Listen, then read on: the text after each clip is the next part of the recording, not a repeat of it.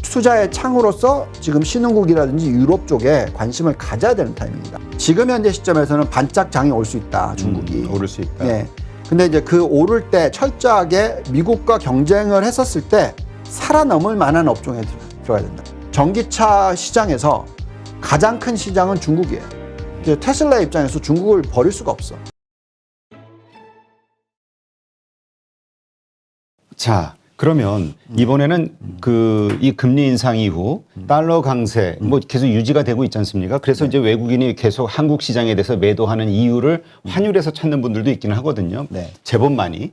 그런데 계속 이야기됐던 것이 미국의 금리가 인상이 된다. 그렇다면은 모든 그 신흥국에 투자됐던 자금들도 그 좀 더 나은 수익을 위해서 미국 시장으로 다 빨려 들어가는 거 아니냐. 신흥국은 좀 어려워지는 거 아니냐가 일반적인 이야기였단 말이죠. 네네네.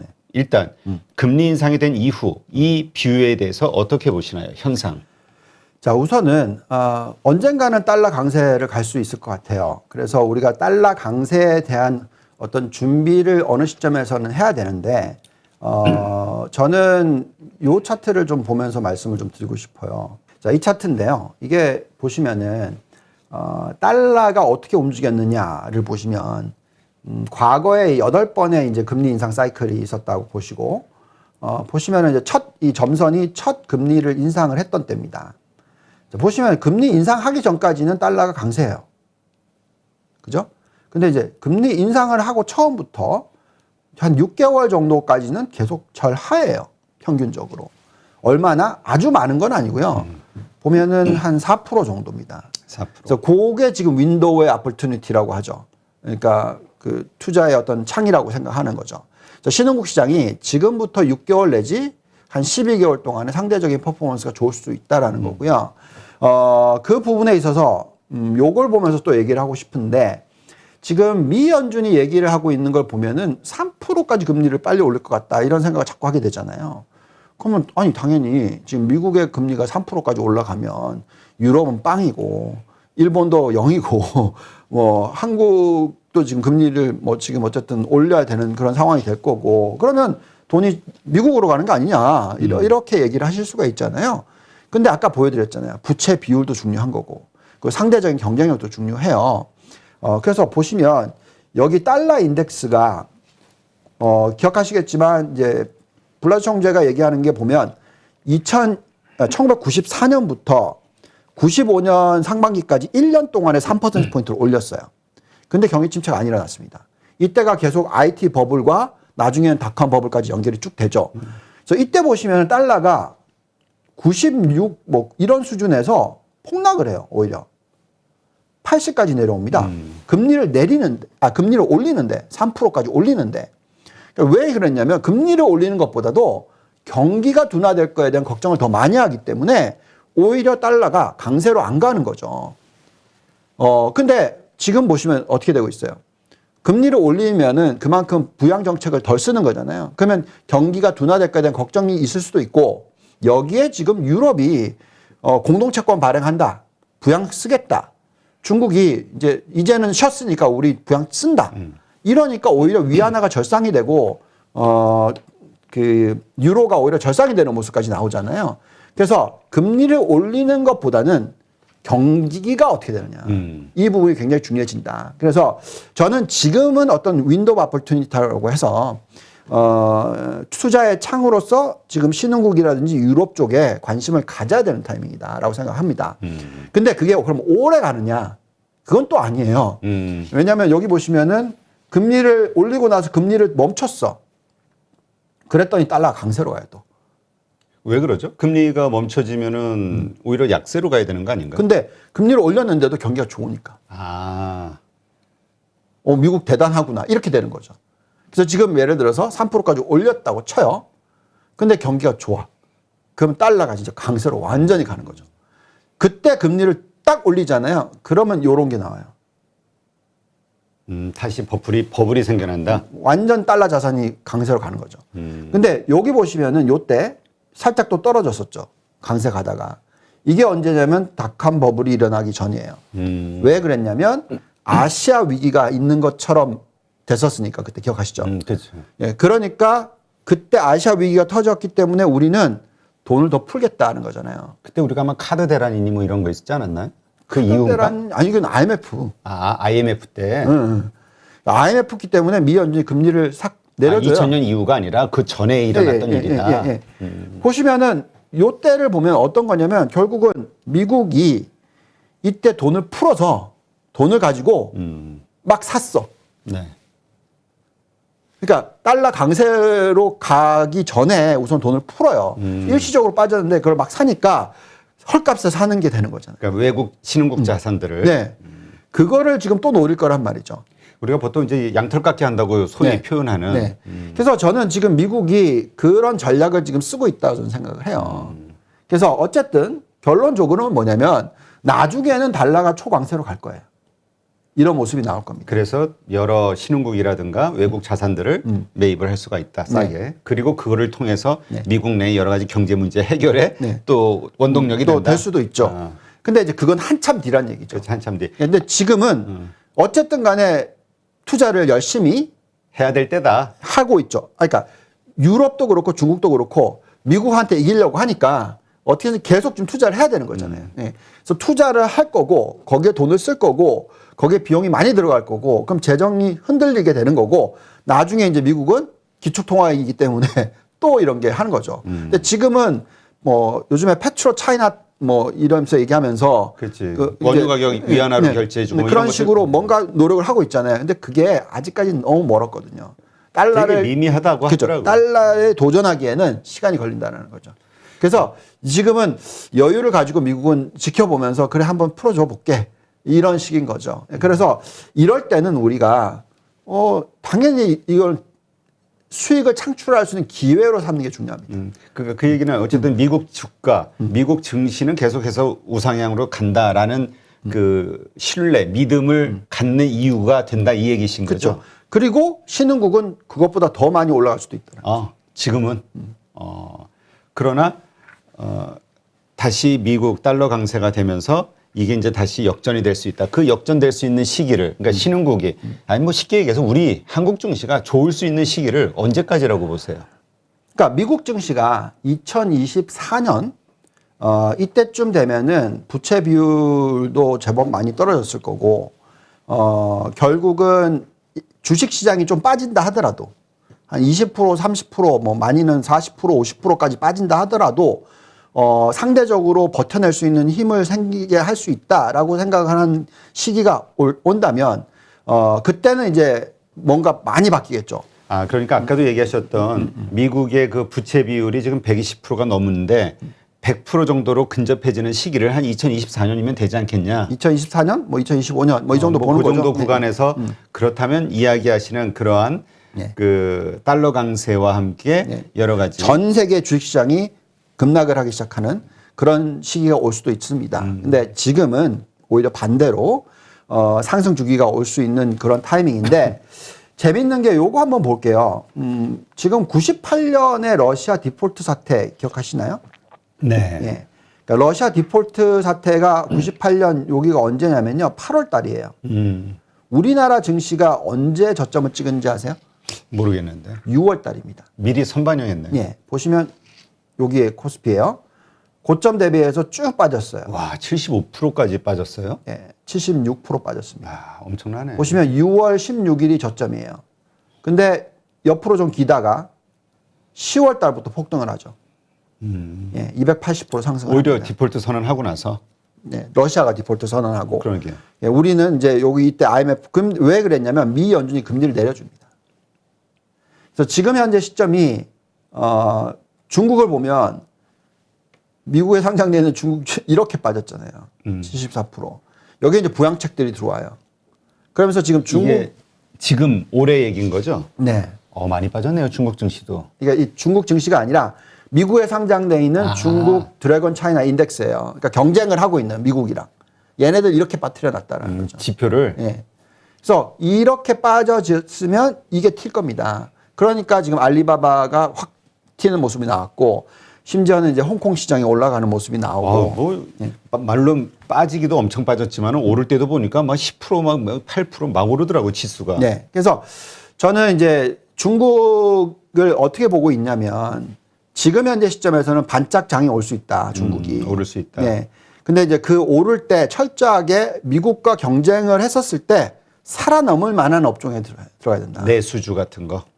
네. 그래서 여기에 나와 있듯이 지금 신재생 에너지라든지 전기차라든지 전기차 부품이라든지 5G AI 돼지고기 이렇게 지금 저희가 들어가는데 많은 분들이 이런 걱정을 해요. 아니 뭐 중국이 지금 러시아랑 손잡고 미국한테 막 대들고 막 이렇게 하면서 그럼 미국이 이제 완전히 때려가지고 정신 못 차리게 만들어서 이제 완전 폭망하는 거 아니냐 이렇게 걱정들을 하시잖아요. 그거를 지금 안 합니다. 제가 볼 때는 2024년 이후. 이후에 합니다. 미국이 그렇게 할 건데 그 전에는 중국도 바보가 아니기 때문에 어떻게 해서든지 미국과의 경쟁을 해서 이길 수 있는 산업들을 만들어 놓으려고 하겠죠. 그러니까 지금 얘기하신 대로 우리가 예측하는 뭐 충분히 전문가분들 일부 분들이 예측하는 것처럼 여기서도 생각하고 대응을 할 수 있는 거잖아요. 그러니까. 그런 상황이 오잖아요. 그래서 지금 가만히 지켜보니까 이게 에너지가 없으면 안 되겠네. 그렇죠? 왜냐하면 중국은 탈에너지 그러니까 뭐라 그러죠? 과거에 그 노동 집약형에서 지식 집약형으로 빨리 변화를 시켜왔고 여기에 결국은 그럼 제조업이 굉장히 강해졌는데 제조업의 가장 필수는 에너지다. 근데 에너지는 중국이 가장 수입을 많이 하는 거니까 그렇죠. 그걸 활용을 해서 전 세계를 휘어잡자. 이 관계잖아요. 근데 그렇다 하더라도 자기네들이 자체적으로 에너지를 조달할 수 있는 방법을 만들어 놔야 되겠죠. 그렇죠. 그러니까 신재생 에너지 투자가 왕창 들어가는 거죠. 그래서 이쪽은 어떻게 해서든 경쟁을 하려면 필요하기 때문에 투자가 들어갈 거고. 그다음에 전기차 부품은 시대가 바뀌었고 이제 에너지 쪽에서 페트로케미컬보다는 석유 쪽보다는 이제 신재생으로 가는데 거기에 전기차가 제일 중요한 핵심의 역할을 할 거 아닙니까? 그렇죠. 그렇기 때문에 지금 엄청나게 투자를 해놨어. 그래서 이길 수 있다고 생각했는데 갑자기 테슬라가 나타났어. 테슬라가 다 쓸어버리는 거죠. 그러면 이거 어떻게든지 이겨야 되니까 계속 투자를 하는 거죠. 그래서 저는 이제 미국의 자동차 산업이 끝났다고 생각했었거든요. 테슬라가 나오기 전까지만 하더라도.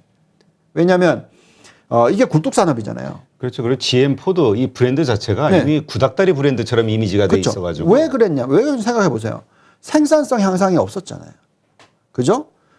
계속해서 설비 투자를 해가지고 뭔가 혁신을 일으키는 게 없었죠.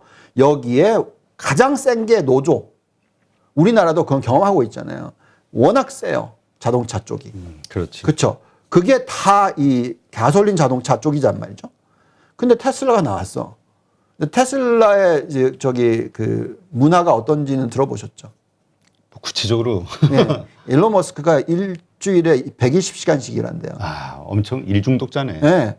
그러니까 위에 최고의 보스가 저렇게 일을 하는데 밑에 처음에 계약서를 쓸 때 우리는 스타트업이다. 스타트업은 이게 없어요. 그래서 그만큼 일한 만큼 돈 벌어라 이거거든요. 근데 미국이라는 나라가 그걸 해냈단 말이지. 자동차 산업에서. 자동차에서. 그래서 중국이라는 데는 저 비용 가지고 이걸 계속 치고 나가고 노력을 했는데 그래서 전기차 엄청나게 키워놨는데 이게 훅 들어오면서 이걸 마켓시어를 제 1등으로 가져가잖아요. 그러니까 애플처럼 브랜드 파워로 그냥 다 가져가 버리니까 타고 싶은 차로 만들어 버려가지고. 그러니까요. 그러니 이게 미국을 경쟁을 하는 데 있어서 한 템포 늦춰야 된다. 이런 생각을 해요. 자, 그러니까 이제 중국이 뭐라고 하고 있죠? CATL이 우리 미국 가서 공장 만들게. 반도체 공장. 그러니까 또 미국이랑 좀 친한 모습을 자꾸 보이는 거죠. 그러니까 지금 우리가 반대 급부를 얻고 있는 게 네. 중국의 제재 네. 이것으로 인해서 반도체 분야하고 지금 2차 전지 배터리라든가 네. 여러 가지 네. 이쪽 신성장 사업 분야에서 한국이 선택을 받으면서 네. 수혜를 받고 있잖아요. 네. 근데 미국이 지금 CATL이 원하는 대로 그걸 해줄까요? 아니 그러니까 결론은 뭐냐면 그만큼 이제 중국의 입장에서는 옛날에는 뻗팅기는 전략인데 지금은 오히려 미국과 더 친해지려고 하는 전략이 자꾸 나오기 시작할 거라는 거죠. 심지어 우리한테도 그렇게 하는 거죠. 한한령이랑 뭐라 그러나 한한령? 그러니까 우리 한국을 이렇게 했다가 요즘에는 좀 자꾸 풀어주려고 하는 게 자꾸 나오잖아요. 게다가 또 미국과의 관세 부분에 있어서도 미국이 또 좀 약간 길들이기 하고 싶으니까 그러니까 요즘에는 이제 약간 이 전쟁 시나리오가 아니라 오히려 둘이 약간 좀 친하게 지내는 척하는 시대라는 거죠. 제가 생각하기에는. 그래서 그럴 때 기회가 만들어지거든요. 바로 그러한 기회를 우리가 노려야 된다. 그게 이제 중국에서 그 대신 이제 또 말씀하신 단기적으로 봐야 된다. 상승 여력은 아까 보니까 한 16% 정도는 오를 것이다. 이렇게 보시는 거죠. 그냥 네. 기본적으로. 네. 심천 종합 지수라든지 그다음에 지수 기준으로. 커창판이라든지 이런 쪽에 근데 신재생 에너지 전기차 부품은 많이 오를 것 같아요. 근데 이쪽은 지금 그 이번에 이제 중국 정부에서도 이 뉴 디지털 인프라 사업이라고 해서 막 쏟아 버리고 있잖아요, 돈을. 바로 이런 곳에 지금 정책적으로 돈을 쏟는다. 이미 발표가 된 거잖아요. 그렇죠. 바로 중국 정부의 돈이 들어가는 이곳이 결국은 또 돈을 우리를 벌게 해줄 곳이다. 그럼요. 당연히 그렇죠. 그래서 니오라든지 전기차 중에서 지난번에 보니까 ADR이 나스닥에 상장되는 니오 ADR 보니까 25%씩 급등하고 그러던데요. 네, 근데 하루에. 폭락을 했고 그렇지, 많이 지금 폭락한 올라가는 상태에서. 거죠. 예, 그래서 결국은 그 길들이기를 보여준 거죠, 미국이. 그래서 이미 이제 협상은 시작됐다라고 생각하는 거고요. 여기 보시면 지금 테슬라의 매력도가 정말 높다고 저는 생각하거든요. 그리고 니오의 매력도도 상당히 높다고 생각을 해요. 아, 주가. 예. 그리고 이게 이제 어떻게 보여지냐면 요걸 보면서 저희가 얘기를 하고 있는데, 이번에 이 사태 때문에 지금 유가가 굉장히 많이 올라갔잖아요. 그래서 다들 걱정하는 게 뭐냐면 유가가 너무 높기 때문에 글로벌 경기 침체 온다. 오일 쇼크, 70년대 후반, 뭐 이 얘기를 하는 거란 말이죠. 근데 저는 그게 어렵다, 이번에는. 왜? 유가에 대한 비용 자체가 지금 가처분 소득, 미국의 가처분 소득으로 계산하면 훨씬 지금 낮아요. 그 숫자 한번 보여드릴게요. 잠깐만요. 네. 여기 보시면은 유가와 가처분 소득의 비율입니다. 보시면 이 오일 쇼크가 왔었던 70년대 후반 보시면은 유가는 40달러까지밖에 안 올라갔어요. 근데 가처분 소득 대비해서는 얼마까지 올라갔냐면 여기 보시면 2배까지 올라갔어요. 정말 많이 올라갔거든요. 지금 현재 많이 올랐어요, 유가가. 그죠? 110몇 달러인데 0.5예요. 요때 4분의 1이란 말이죠. 그러니까 우리 가처분 소득, 그러니까 자산이 늘어났다. 소득이 늘어난 거예요. 소득이. 그래서 내가 소득을 벌고 있는데 개솔린에 쓸 돈이 훨씬 충분하다. 비중이 적다라는 거죠. 그만큼 자동차의 효율이 좋아졌고, 첫째. 그 다음에 자동차 관련돼서 이제 전기차로 넘어가는 부분도 있고, 이 두 개를 다 감안하면 그만큼 경기 침체를 유발할 가능성이 낮아졌다라는 거고요. 2008년도에 대비할 때 150달러 갔었을 때 이때가 1.3이에요. 지금 0.5니까 뭐 3분의 1 수준이잖아요. 뭐 좀 넘겠죠. 40% 정도. 그러니까 여전히 지금 이 유가를 감당 가능하다라는 거죠, 미국이. 그 숫자가 아까 보여드렸던 테슬라를 보면은 그 답이 나오는데, 보시면 미국은 땅덩어리가 크잖아요. 그렇죠. 그래서 맨날 운전을 하고 다녔는데, 근데 보시면 100마일을 이동하는 게, 우리나라는 뭐 100km 이렇게 얘기하면 100마일로 조금 얘기를 하니까, 100마일 이동하는데 드는 개솔린 차의 개솔린 가격이 14달러. 전 세계 전국 평균. 샌프란시스코만 놓고 보면은 거의 한 19달러. 이 정도예요. 근데 전기차에 보시면 코스트는 5달러. 9달러. 그러니까 절반보다 낫다라는 거죠. 자, 그러면 우리 대표님은 다음 차 뭐 사실 거예요? 안 살 건데요? 사시면. 글쎄 전기차 타보고 싶어요. 저도 네. 되게 저도 타서 사실은 테슬라가 되게 네. 타보고 싶어. 네, 제가 요즘에 이거는 지난 몇 년 동안 계속 하는 제 엑서사이즈예요. 만나는 사람마다 다음 차 뭐 사요? 물어보거든요. 전에까지만 하더라도 한 절반도 아니었어요. 한 30% 정도만 그렇게 얘기를 했는데 요즘에 만나면 다 전기차예요. 전기차. 다 테슬라 얘기해요. 이게 파워풀하다는 거죠. 그러게 정말 이 브랜드 파워를 정말 잘 만든 거. 근데 이게 되면 어떻게 되냐면 전체 석유를 쓰는 전체 100이 있으면 자동차와 트럭이 차지하는 비중이 전체의 40%예요. 그럼 수요가 40%가 사라진다고 생각해 보세요. 유가가 이렇게 지금 높게 유지가 되고 있고 전쟁 때문에 병목 현상 때문에 뭐 지금 미국이 저렇게 하기 때문에 그러면 이걸 보고 있는 정부와 기업들의 입장에서 여기다 투자 안 할까요? 그렇죠. 해야죠. 무조건 여기에 투자를 하겠죠. 그러면 이건 또 규모의 경제가 또 빨리 만들어지죠.